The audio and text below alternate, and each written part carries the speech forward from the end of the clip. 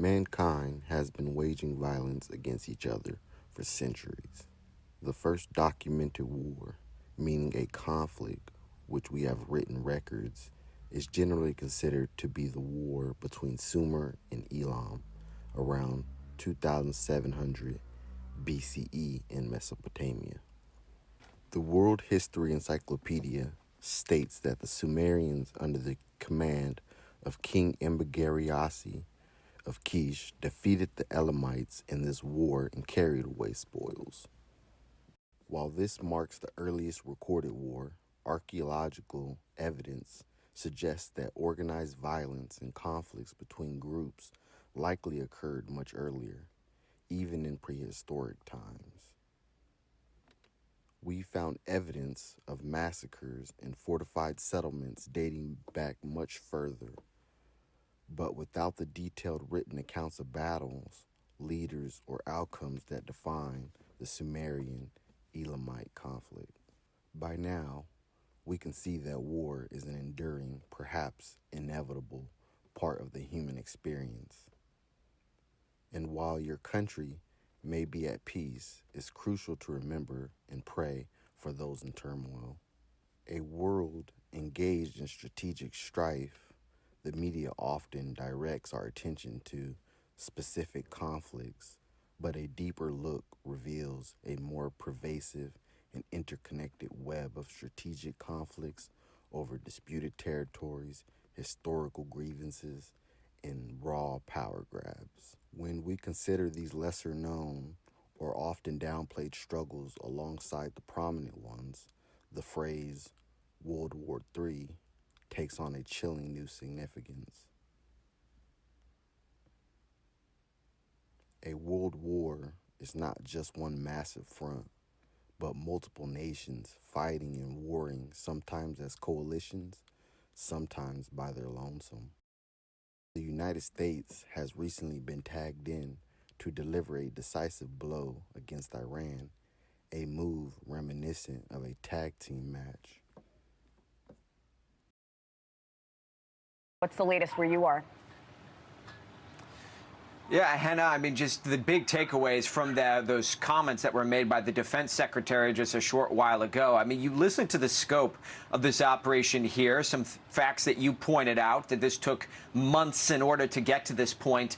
But the logistics, the start to finish of all of this, planes taking off from Missouri, flying nonstop to the region, refueling in air multiple times, dropping their payload on multiple sensitive sites, and leaving Iranian airspace without even a single shot fired from Iran, to our knowledge here.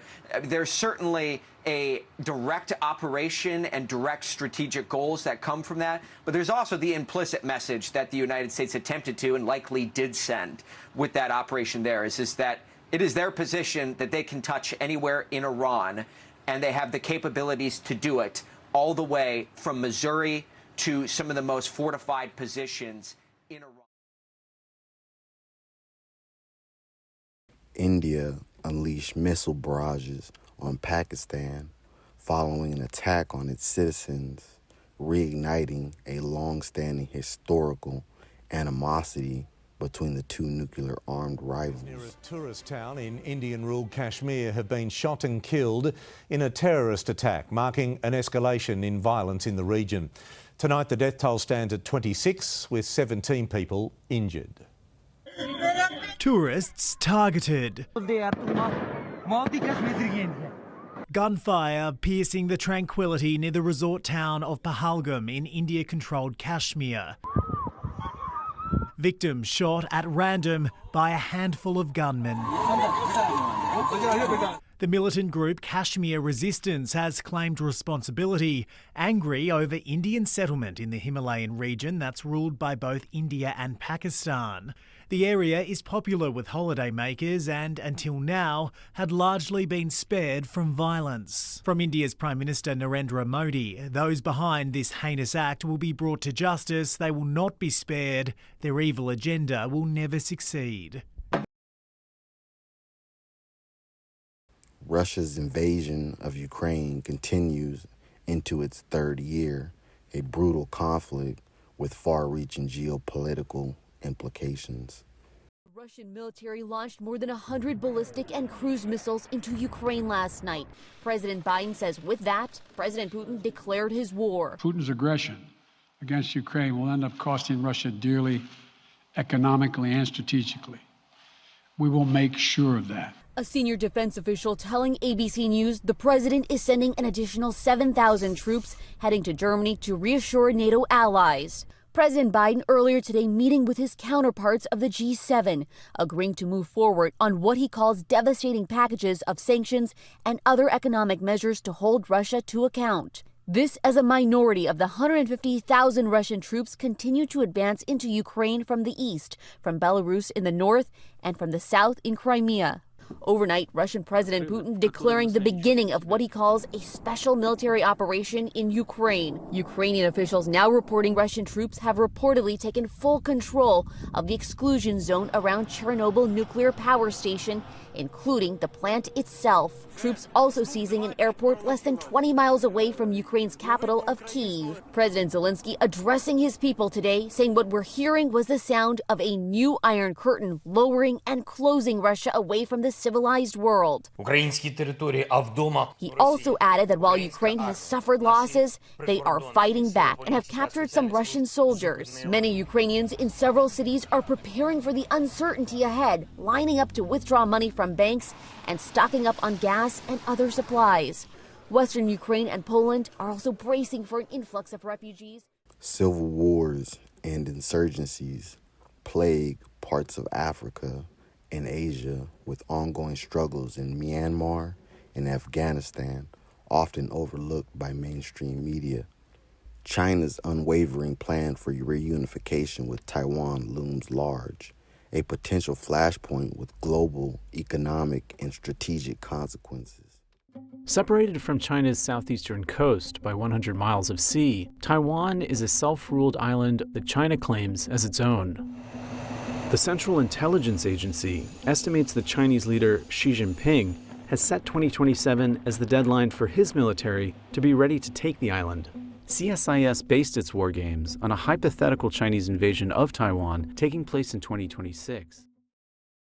North Korea's persistent threat to reclaim South Korea serve as a constant reminder that these two nations are technically still at war.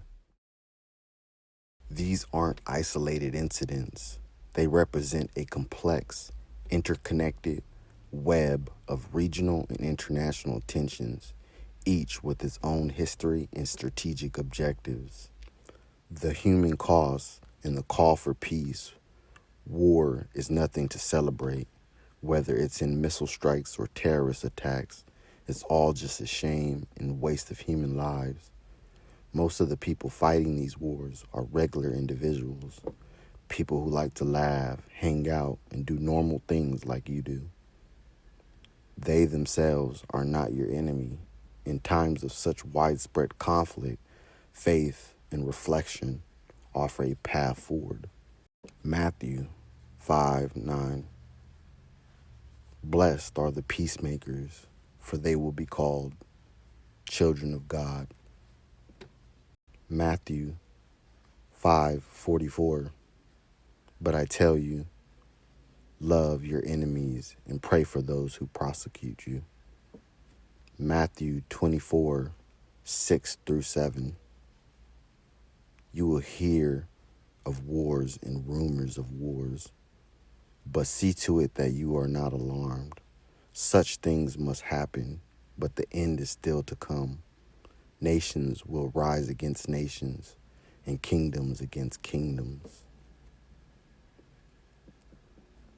As we see these nations take up arms against one another, it's vital to keep your faith, push for peaceful resolutions, and ask for clarity, as the media often twists and bends narratives to fit their agendas.